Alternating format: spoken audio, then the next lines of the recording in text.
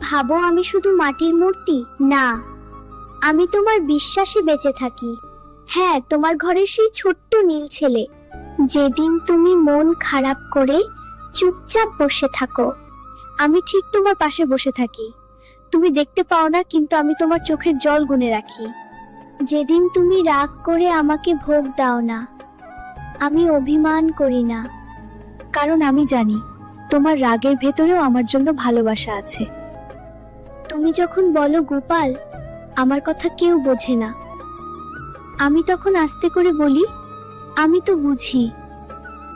তুমি যখন একা মনে করো নিজেকে, তোমার ঘরের বাতাসে, তোমার নিঃশ্বাসে, তোমার স্বপ্নে আমি আছি। আমি বড় অলৌকিক কিছু করতে আসি না সব সময়, আমি শুধু তোমাকে শক্তি দিই, যাতে তুমি নিজেই লড়তে পারো। দুঃখকে ভয় পেও না, আমি যখন তোমার পাশে আছি, আমাকে মিষ্টি না